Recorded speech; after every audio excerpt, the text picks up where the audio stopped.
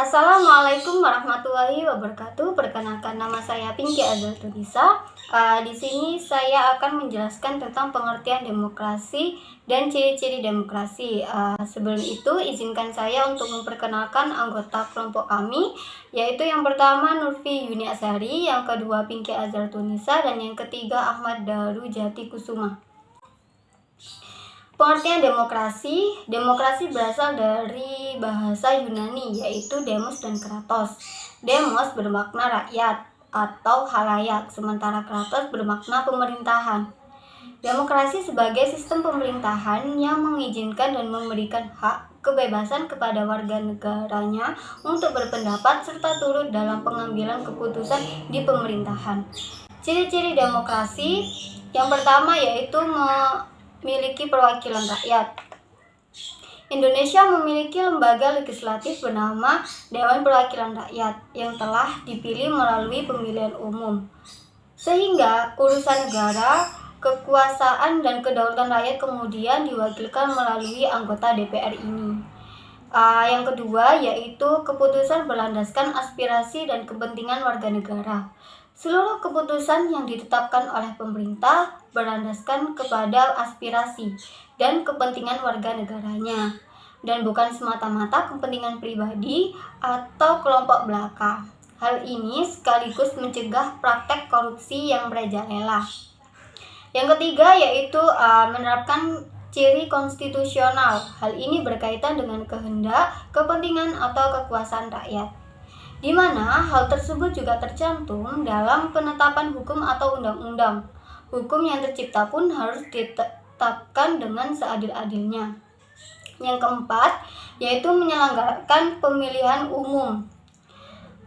Pesta rakyat harus digelar secara berkala hingga kemudian terpilih perwakilan atau pemimpin untuk menjalankan roda pemerintahan. Yang kelima, terdapat sistem kepartaian. Partai adalah sarana atau media untuk melaksanakan sistem demokrasi. Dengan adanya partai, rakyat juga dapat dipilih sebagai wakil rakyat yang berfungsi menjadi penerus aspirasi. Tujuannya tentu saja agar pemerintah dapat mewujudkan keinginan rakyat.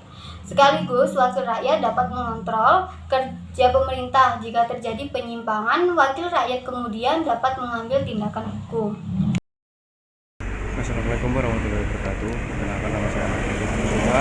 Di sini saya akan menjelaskan tujuan dan macam-macam demokrasi. Tujuan demokrasi. Secara umum, tujuan demokrasi adalah menciptakan kehidupan masyarakat yang sejahtera, adil, dan makmur dengan konsep mengedepankan keadilan, kejujuran, dan keterbukaan. Macam-macam demokrasi. 1. Demokrasi parlementer. Demokrasi parlementer adalah demokrasi yang memberi lebih banyak kekuatan kepada legislatif, atau disebut juga dengan demokrasi parlementer. Pihak eksekutif memperoleh hak kekuasaan atas demokrasi hanya dari legislatif, yaitu parlemen. 2. Demokrasi langsung. Demokrasi langsung adalah demokrasi murni, merupakan jenis demokrasi di mana rakyatlah yang memiliki kekuasaan secara langsung tanpa perwakilan, perantara, atau majelis parlemen. Demokrasi ini tidak membutuhkan partisipasi luas dalam politik. 3. Demokrasi tidak langsung. Demokrasi tidak langsung adalah ketika rakyat dapat memilih siapa yang mewakili suara mereka di parlemen. Demokrasi ini merupakan bentuk demokrasi yang paling umum di seluruh dunia. Yang keempat, demokrasi Pancasila. Demokrasi yang bersumber pada nilai-nilai sosial budaya bangsa setelah berasaskan musyawarah mufakat dengan memprioritaskan kepentingan seluruh masyarakat atau warga negara seperti tercantum pada sila kelima Pancasila. 5. Demokrasi presidensial. Di bawah sistem demokrasi presidensial, presiden dipilih secara langsung dan tidak langsung oleh warga negara. Prinsip-prinsip demokrasi. 1. Negara berdasarkan konstitusi. 2. Jaminan perlindungan HAM. Yang ketiga, kebebasan berpendapat dan berserikat. Yang keempat, pergantian kekuasaan berkala. Yang kelima, peradilan bebas dan tidak memihak. Yang keenam, penegakan hukum dan persamaan kedudukan. Yang ketujuh, jaminan kebebasan pers. Sekian dari saya. Assalamualaikum warahmatullahi wabarakatuh. Baik, saya akan menjelaskan tentang proses demokrasi dan periode demokrasi di Indonesia. Proses demokrasi di Indonesia dipandang dari sudut perkembangan Indonesia. Sejarah Indonesia dapat dibagi dalam 4 masa, yaitu satu masa Republik Indonesia I, yaitu masa demokrasi konstitusional yang menonjolkan peran parlemen serta partai-partai dan yang karena itu dapat dinamakan demokrasi parlementer. Yang kedua, masa Republik Indonesia II, yaitu demokrasi terpimpin yang dalam banyak aspek telah menyimpang dari demokrasi konstitusi yang secara formal merupakan landasannya dan menunjukkan beberapa aspek demokrasi rakyat.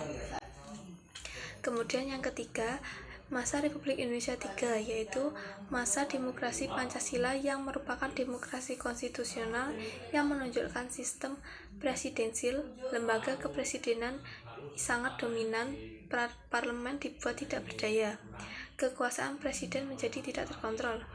4. Masa Republik Indonesia IV, yang itu masa demokrasi Pancasila setelah reformasi, lembaga kepresidenan dikuasai pemenangnya DPR menjadi lebih diberdayakan. Semua itu dilakukan dengan melakukan amandemen terhadap UUD 1945. Amandemen dilakukan oleh MPR sebanyak 4 kali dari tahun 1999 sampai dengan tahun 2002. Baik, selanjutnya periode demokrasi di Indonesia. 1. Pelaksanaan demokrasi di Indonesia masa demokrasi liberal tahun 1950 sampai 1959. Sejak tanggal 17 Agustus 1950 dengan kembalinya RI ke dalam bentuk negara kesatuan, maka berlakulah Undang-Undang Sementara 1950 sebagai pengganti Undang-Undang Dasar Republik Indonesia Sementara 1949. Negara menganut sistem pemerintahan parlemen di mana para menteri bertanggung jawab kepada badan legislatif (parlemen).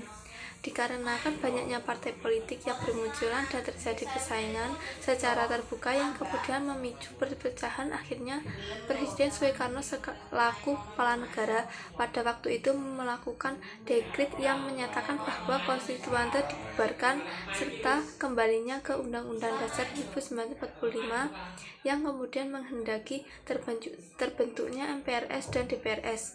Dekret ini dikeluarkan pada tanggal 5 Juli 1959. Sejak itu pula dimulainya babak baru pelaksanaan demokrasi. Yang kedua, pelaksanaan demokrasi di Indonesia masa demokrasi terpimpin Orde Lama. Istilah demokrasi terpimpin telah dikemukakan oleh Presiden Soekarno sewaktu membuka konstituante pada tanggal 10 November 1956.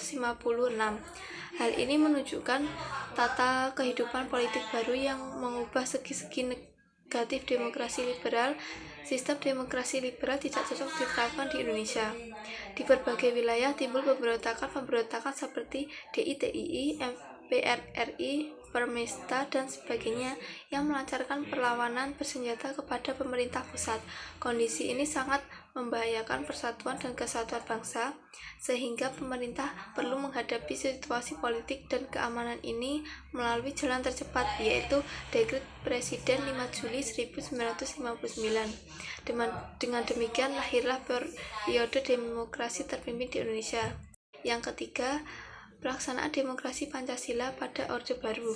Di bawah pimpinan Soeharto, pada awalnya dimaksudkan untuk mengembalikan keadaan Indonesia yang kacau balau setelah pemberontakan PKI September 1965. Orde Baru lahir dengan tekad untuk melakukan koreksi atas berbagai penyimpangan dan kebobrokan demokrasi terpimpin pada masa Orde Lama. Akibat kekuasaan yang nyaris tanpa kontrol, akhirnya penguasa Orde Baru cenderung melakukan penyimpangan hampir di semua sendi kehidupan bernegara. Rakyat yang dipelopori mahasiswa menuntut dilakukannya reformasi di segala bidang. Akhirnya runtuhlah Orde Baru bersamaan mundurnya Soeharto pada tanggal 21 Mei 1998. Keempat, pelaksanaan demokrasi pada era reformasi. Penyelenggaraan negara yang menyimpang dari ideologi Pancasila dan mekanisme Undang-Undang Dasar 1945 telah mengakibatkan ketidakseimbangan kekuasaan di antara lembaga-lembaga negara. Penyelenggaraan negara semakin jauh dari cita-cita demokrasi kemerdekaan. Awal keberhasilan gerakan reformasi ditandai dengan mundurnya Presiden Soeharto dari kursi kepresidenan dan digantikan oleh Wakil Presiden Profesor Dr. B.J. Habibie pada tanggal 21 Mei 1998.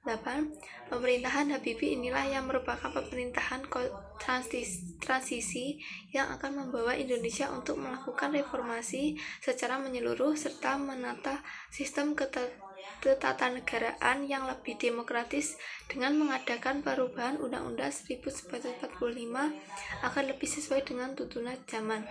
Sekian, terima kasih.